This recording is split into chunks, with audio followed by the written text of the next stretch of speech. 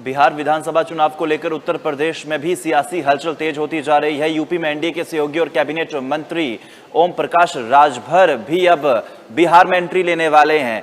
लगातार इस साल के अंत में बिहार विधानसभा चुनाव होने हैं। इसी को लेकर अब ओम प्रकाश राजभर ने बड़ा बयान दिया है, कहा है कि हम भी बिहार में लड़ने के लिए तैयार हैं। एनडीए इस बार पूरी तरह से जीतने के लिए भी तैयार है। उन्होंने कहा कि हम एनडीए के साथ हैं और 29 सीटों पर हम चुनाव लड़ेंगे। ये बड़ी जानकारी हम आपको बता रहे हैं।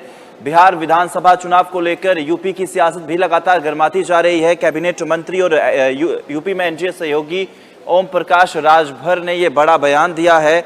उन्होंने ये दावा किया है कि बिहार में एनडीए की जीत होगी और उनकी पार्टी एनडीए के साथ मिलकर विधानसभा चुनाव लड़ेगी।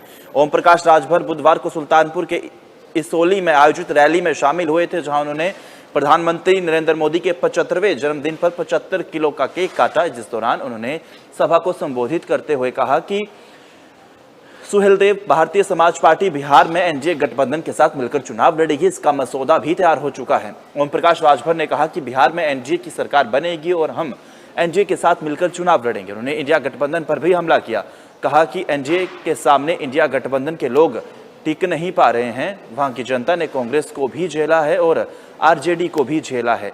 जब जब वहां आरजेडी की सरकार रही, लोगों ने जंगल राज का दुख उठाया।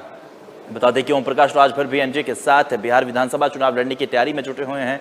उन्होंने कहा कि 29 सीटों पर दावेदारी हम ठोक रहे हैं। उनका मानना है कि बिहार में भी राजभर समाज के लोग बड़ी संख्या में रहते हैं, जो कई सीटों पर अपना प्रभाव रखते हैं। राजभर ने इससे पहले बीते शुक्रवार को पटना में पार्टी का राष्ट्रीय अधिवेशन भी किया था। तो जाहिर तौर पर अब बिहार विधानसभा चुनाव को लेकर यूपी में सियासी हलचल तेज है। बिहार चुनाव को लेकर ओम प्रकाश राजभर ने यह बड़ा बयान दिया है कि हम एनडीए के साथ मिलकर चुनाव लड़ेंगे।